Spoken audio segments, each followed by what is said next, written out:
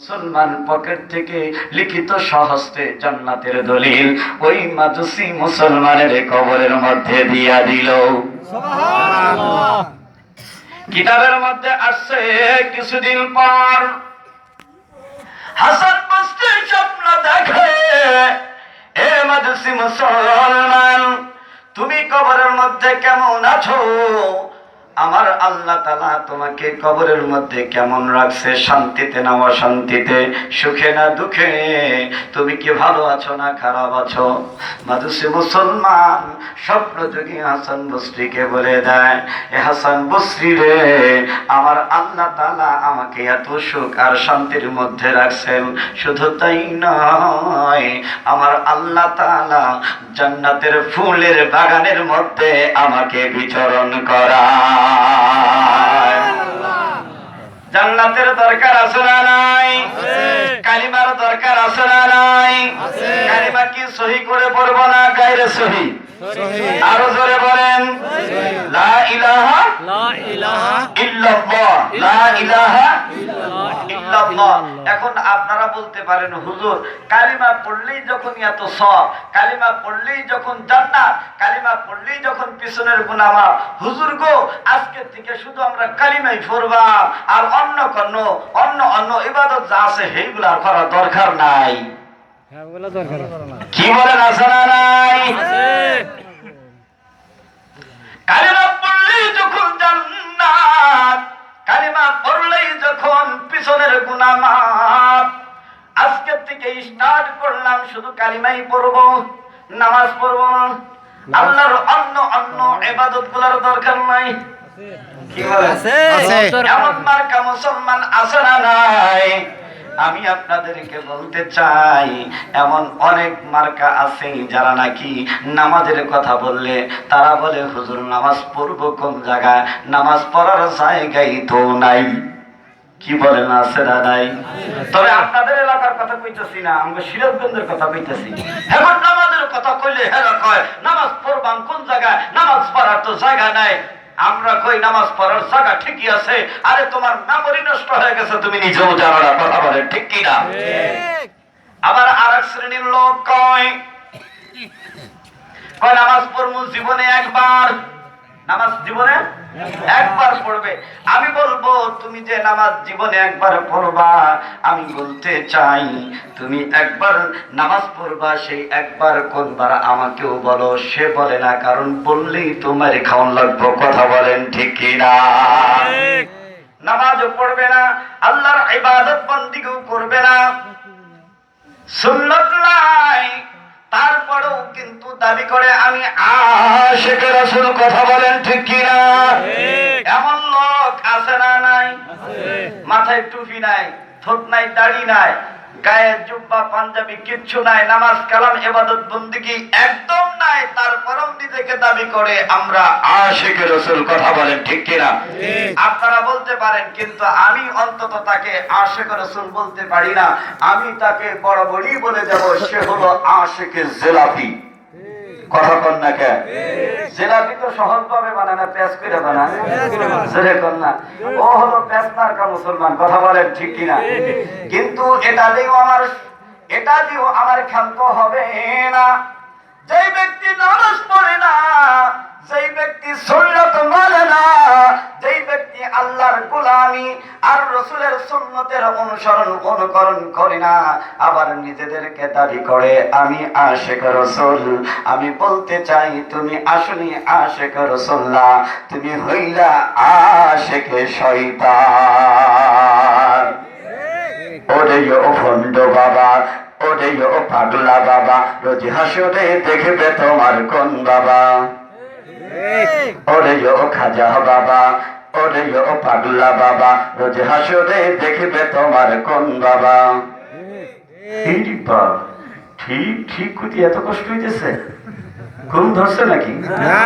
কোরআনের ধার ধরে না, মাজারেতে গাঁজা খায়, লম্বা লম্বা চুল রেখেছে, শিকল পরা সারা গায়। বেশি জোরে কওয়া যাবে না, বেশি জোরে কইলে কিন্তু ওই যে পাশে শিয়াল আছে, মাহফিল শুইনা যাওয়ার পথে কিন্তু শিয়াল আবার খবলা দিব। কথা কন ঠিক কিনা? তাও ঠিক দেখছো তাই ঠিক করে লেগে কোরআনের ধার ধারে না মাজারেতে কাটা খায় লবা লবা চুল দেখেছে শিকল পরা সারা গায় মোছে ঢেকেছে মুখ হাইরে বাবার মার্কা দাড়ির খবর নাই মোছর অভাব নাই নাম হইছে মোসালু বাবা কথা বলেন দাড়ির খবর নাই মোছের অভাব নাই মোসালু বাবারে খাবার পরিবেশন করতে একজন নয় দুইজন নয় সর্বমোট তিনজন ব্যক্তি লাগে একজন ডান সাইড থেকে আঙ্গাইতে হয় আর একজন বাম সাইড থেকে আঙ্গাইতে হয় আর একজন ভিতরে সামনের থেকে আর একজন ডুহাইতে হয় বাবার খাবার পরিবেশন করতে যেই বাবার খাবার পরিবেশন করতে তিনজন লাগে ওই বাবা আসল বাবা না ও হলো ভণ্ড বাবা গিরিগিরিয়ার মাজার পূজা দেশটা গেছে জুড়িয়া সেটা কি আর ভণ্ডামিতে দেশটা গেছে ভরিয়া হেরে যুবকরা কি করো তোমরা কথা কইবা বলো না এত গলা ফেটে দেবো নাকি চা খাওন লাগবো এতগুলা যুবক থাকতে আমার লজ্জা লাগতেছে কিন্তু আমিও কিন্তু একজন যুবক হ্যাঁ বৃদ্ধ বাবা দিয়ে তোমার চাইতে ভালো সাউন্ড দিতেছে হেডে সাউন্ড সিস্টেম হইতেছে তোমরা কি হুদাই অ্যানালগ হেরা ডিজিটাল কি জোরে হবে তো গিরিগিরিয়ার মাজার পূজা দেশটা গেছে চুড়িয়া সেটা কি যার ভণ্ডামিতে দেশটা গেছে ভরিয়া গাজার কুলকে টান মারিয়া গাজার কুলকে টান মারিয়া দেখায় খাজার শান ওরা শিক্ষিত শয়তান ওরা শিক্ষিত শয়তান ওরা শিক্ষিত শয়তান ওরা শিক্ষিত বেঈমান কথা বলেন ঠিক কি না কিছু কিছু শিক্ষিত মানুষ আছে এরা নিজেদেরকে শুধু জ্ঞানী মনে করে না মহাজ্ঞানী মনে করে মাইকে কথা বলার সুযোগ পায় না কথা বলার সাহস পায় না ময়দানে কথা বলার সাহস নাই কিন্তু তারা ওই যে শয়তানের বাক্স চারকানি শয়তানের বাক্স ওই শয়তানের বাক্সের মধ্যে টকশো করে এমন এমন কথা বলে এমন কথা বলে মনে হয় শুধু ওই নাস্তিক তাই নয় ওর 14 গোষ্ঠী শুদ্ধা নাস্তিক আর বেঈমান আমরা বলতে চাই বাংলার জমিন কোন নাস্তিকের জমিন না কথা বলেন ঠিক কি না এই বাংলার জমিন কোন ভণ্ড বেদাতির জমিন না কথা বলেন ঠিক কি না এই বাংলার জমিন কোন কাদিয়ানি বদমাশের জমিন না কথা বলেন ঠিক কি না নাস্তিকদেরকে বাংলার জমিনে দেখতে চাই না কথা বলেন ঠিক কি না যদি তোমাদের বাংলার জমিন ভালো না লাগে তাহলে আলগোস্টে বাংলাদেশ ছেড়ে আমাদের পার্শ্ববর্তী রাষ্ট্র আছে তাদের দেশে চলে যাও আমাদের কারো কোনো আপত্তি থাকবে না কথা বলেন ঠিক কি না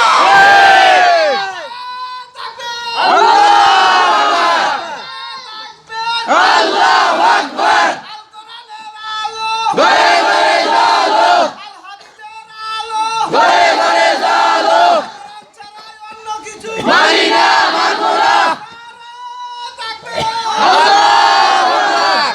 আমরা বলতে চাই নাস্তিকদের জমিন বাংলার জমিন না কথা বলেন ঠিক কিনা এই বাংলার জমিন শাহজালালের জমিন কথা বলেন ঠিক কিনা এই বাংলার জমিন আহমদ শফি সাহেবের জমিন কথা বলেন ঠিক কিনা এই বাংলার জমিন সৈয়দ পীর ফজলুল করিমের জমিন কথা বলেন ঠিক কিনা এই বাংলার জমিনে নাস্তিকতা মুরতাদ বেঈমান ভণ্ড বেদাতের জায়গা হবে না হতে পারে না কথা বলেন ঠিক কিনা যদি তোমরা এই রকম করতে চাও তোমরা যদি এই রকম বলেই যেতে চাও তাহলে তোমাদের জিহ্বা কেটে পরিগঙ্গে ভাসিয়ে দেওয়া হবে কথা বলেন ঠিক কিনা নাস্তিকতা নিপাত দিন ইসলাম জিন্দাবাদ নাস্তিকতা নিপাত দিন ইসলাম জিন্দাবাদ কোটি প্রাণীর কি আওয়াজ খোদাদ্রোহী ছাড় পাবে না এই বাংলায় ঠাই হবে না মুসলমানরা জেগেছে আর ও জোর কদমে সামনে চলো চলো চলো সামনে চলো বজ্র কণ্ঠে আওয়াজ তোল সবাই মিলে একই তালে দাও না স্লোগান নারায়ে তাকবীর আল্লাহু এইরকম আওয়াজ দিয়ে ময়দানে নামলে গুতা খাওয়া ছাড়া উপায় নাই। গুতা খাবেন আপনারা? তাকবীরের নিয়ম হলো 2 হাত উঁচু করে। তাকবীরের নিয়ম 2 হাত উঁচু করে তাকবীর দেওয়া। পারবো আমরা? সবাই উঁচা করি। নারায়ে তাকবীর, আল্লাহু আকবার। নারায়ে তাকবীর, আল্লাহু আকবার। দিন ইসলাম, দিন ইসলাম, কায়েম হোক, কায়েম হোক। জিন্দাবাদ, জিন্দাবাদ। ইসলামেরই জন্য যাদের হয়েছে জন্ম, ইসলামের বিরুদ্ধে গেলে দেশ হবে ভিন্ন। কথা বলেন ঠিক কিনা? ইসলামের বিরুদ্ধে যারা নিয়েছ অবস্থান, এই বাংলায় ঠাঁই হবে না, যাও হিন্দুস্তান। চলো চলো সামনে চলো, বজ্রকণ্ঠে আওয়াজ তোলো, সবাই মিলে একই তালে দাও না স্লোগান। নারায়ে তাকবীর, আল্লাহু আকবার। নারায়ে তাকবীর, আল্লাহু আকবার। দিন ইসলাম, দিন ইসলাম, কায়েম হোক, কায়েম হোক। জিন্দাবাদ, জিন্দাবাদ। নারায়ে তাকবীর, আল্লাহু আকবার। মাশাআল্লাহ, ঘুম ছাড়ছে? আপনাদের ছাড়লে কি? আমার তো ছাড়ে নাই। আমার তো ছাড়বে, হেঁটে কি বৈজ্ঞানিক হয়েছে, কি আবিষ্কার করছে বৈজ্ঞানিকরা? সর্বশেষ নক্ষত্র যেটা আবিষ্কার করছে সেটার নাম হলো কুয়াশা, যেটা কতদূর অবস্থিত? 1000 কোটি আলোকবর্ষ, 1000 কোটি মাইল দূরে। কত মাইল? বিদ্যুতের আলোর গতি কত সেকেন্ড? প্রতি সেকেন্ড কত জানেন? 1,86,000 মাইল, প্রায় 3 লক্ষ কিলোমিটার। ওই কুয়াশার পর্যন্ত পৌঁছতে যদি কোনোদিন আল্লাহ পাক মানুষের ভিতরে এমন জ্ঞান বুদ্ধি দিয়ে দেয় যে একটা যানবাহন যেটা নাকি 3 লক্ষ কিলোমিটার বেগে চলতে পারে, এই বেগে চলতে পারে এমন যন্ত্র দিয়েও ওই কুয়াশার পর্যন্ত পৌঁছতে কতদিন লাগবে? 1000 কোটি বছর। কি বলেন? যাইতে পারবো? আল্লাহ তাআলা কত দয়ালু। কেউ কেউ কয় হুজুর এত আল্লাহ পাক নাকি আমাদেরকে এই দুনিয়ার 10 দুনিয়ার সমান করে জান্নাত দিব। অনেকে বিশ্বাসই করে না। আরে এই যে আসমান, প্রথম আসমানটা দ্বিতীয় আসমানের পেটের মধ্যে আছে, বুঝেন নাই? প্রথম আসমানটা দ্বিতীয় আসমানের পেটের মধ্যে আছে, তাহলে দ্বিতীয় আসমানটা তৃতীয় আসমানের পেটের মধ্যে আছে, তৃতীয় আসমানটা চতুর্থ আসমানের পেটের মধ্যে আছে, চতুর্থ আসমানটা পঞ্চম আসমানের পেটের মধ্যে আছে, পঞ্চম আসমানটা ষষ্ঠ আসমানের পেটের মধ্যে আছে, আবার ষষ্ঠ আসমানটা সপ্তম আসমানের পেটের মধ্যে আছে। এখন বৈজ্ঞানিকরা হিসাব করে দেখে শুধু 10 দুনিয়ার সমান না, এই দুনিয়ার 10 দুনিয়ার সমান না, বা 10,000 দুনিয়ার সমানও যদি দেয় তাও আল্লাহ তাআলার জায়গার অভাব পড়বে না। এক সময় তো বৈজ্ঞানিকরা হিসাব করছে যে এই যে সওয়াব নেকি আছে এগুলা কি মাপা যায়। এখন দেখে যে যেহেতু আলো মাপা যায়, বাতাসও মাপা যায়, তাহলে এরা বুঝতে পারছে আলো আর বাতাস যখন মাপা যায় তাহলে আল্লাহ পাক নেকি আর বদি এটাও মাপতে পারবেন। কথা বলেন? এই বৈজ্ঞানিকরা ভালো হয় কিন্তু আস্তে আস্তে, বুঝেন নাই? এরকম মানুষের মধ্যে আছে, আমাদের মুসলমানদের মধ্যেও একটু উল্টা পাল্টা থাকে। সেই উল্টা পাল্টা গুলো অনেক সময় দূর হয় যখন নাকি ঠেলা খায়। কথা বলেন ঠিক আছে না? এরকম কয়েকদিন আগে একজন কোরআনের বিরুদ্ধে কথা বলেছে, ইসলামের বিরুদ্ধে কথা বলেছে, এখন ওই ব্যক্তি নিজেই এখন কোরআন শিক্ষা গ্রহণ করছে। কথা বলেন ঠিক কিনা? কি বলেন? আছে না নাই? এই জন্য আমরা দোয়া করবো ওদের জন্য। সবসময় আমরা ওদের বদদোয়া করবো না।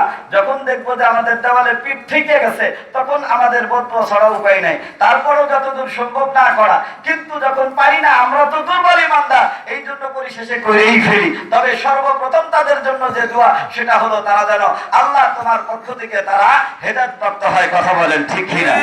আরো জোরে বলেন। তারা যদি হেদায়েত প্রাপ্ত হয়ে মুসলমান হয়ে যায় তাতে কি আমাদের জান্নাত কম হবে নাকি? না, জান্নাতের জায়গা কম হবে না। আরে এরকম কৃপণতা মানে আমাদের করা যাবে না। ওরা মুসলমান হইলে, ওরা জান্নাতে গেলে এটা আমাদেরও লাভ। কথা বলেন ঠিক কিনা? আল্লাহ পাক আমাদের সকলকে আমল করবার, বুঝবার তৌফিক দান করেন। আরো জোরে বলেন না আমিন। তাহলে নাস্তিকদের জায়গা এই বাংলার জমিন আরো করে বলেন এই বাংলার জমিন হলো মুসলমানদের জমিন, এই বাংলার জমিন টুপিওয়ালাদের জমিন, কথা বলেন ঠিক কিনা? এই বাংলার জমিন মাদ্রাসার জমিন, এই বাংলার জমিন মসজিদওয়ালাদের জমিন, এই বাংলার জমিন ওলামাদের জমিন, কথা বলেন ঠিক কিনা? এই বাংলার জমিনে তোমাদের মতো নাস্তিক আর বেঈমান ভণ্ড বেদাতীরা তোমরা দখল করে ভোগ করে খাওয়া, এটা তা বাংলার জনগণ মুসলমান তা কখনো মেনে নিতে পারে না, কথা বলেন ঠিক কিনা? আমরা রসুল প্রেমিক, কথা বলেন আমরা রসুল প্রেমিক, আমরা রসুলের জন্য প্রয়োজন আমরা জীবন দিতে রাজি আছি, কিন্তু রসুলকে নিয়ে কটূক্তি করবা, রসুলকে নিয়ে তোমরা ব্যঙ্গচিত্র করবা, আমরা বাংলার মুসলমান তা কখনোই তা মেনে নিতে পারি না, পারবো না, কথা বলেন ঠিক কিনা? আমার তো মনে হয় ওই যে ম্যাক্রো, ফ্রান্সের ম্যাক্রো আমার নবীকে নিয়ে যে কটূক্তিটা করেছিল, ওর জন্যটা যদি শুধু ফ্রান্সে না হয় বাংলার জমিনে হইতো, আমার মনে হয় না যে ওর একটা হাড্ডিও পর্যন্ত ঠিক থাকতো, কথা বলেন ঠিক কিনা? বাংলার মুসলমানেরা ওকে চাবায়া চাবায়া ওকে গুঁড়ো গুঁড়ো করে বুড়ি গঙ্গার নদীতে ভাসিয়ে দেওয়া হতো, কথা বলেন ঠিক কিনা? চিত্র করা এটা আমরা মুসলমান আর মানতে পারি না, আরো জোরে বলেন মানি না, মানবো না, মানতে পারি না, আল্লাহ রাসূলের অবমাননা, কথা বলেন অবমাননাকারীরা রক্ষা পাবি না, অবমাননাকারীরা রক্ষা পাবি না, মানি না, মানব না, মানতে পারি না, আল্লাহ রাসূলের অবমাননা, কথা বলেন বিশ্ব নবীর উম্মতেরা নাও হাতে শমশির, জীবন দিয়ে রক্ষা করব সম্মান নবীজির, আরো জোরে বলতে হবে আমার নবীর ইজ্জতের হেফাজতের জন্য। যদি আমাদের বড়রা কখনো আমাদেরকে ময়দানে ডাক দেয় যে নবীজির ইজ্জতের জন্য তোমাদেরকে ময়দানে যেতে হবে, এমনকি আমাদের বুকের তাজা রক্ত দিয়ে হলো নবীজির ইজ্জতের হেফাজত করতে হবে, আমি বলতে চাই আমরা কারা কারা রাজি আছি? আল্লাহ কবুল করেন, আমিন আমিন। আমার নবীর ইজ্জতের হেফাজতের জন্য আমার বুকের তাজা রক্ত দিয়ে হলো আমরা ময়দানে নেমে ওই সমস্ত নাস্তিক আর বেঈমানের মোকাবেলা করে যাব, কথা বলেন ঠিক কিনা? যা করেছো আগেই করেছো, এখন আর না।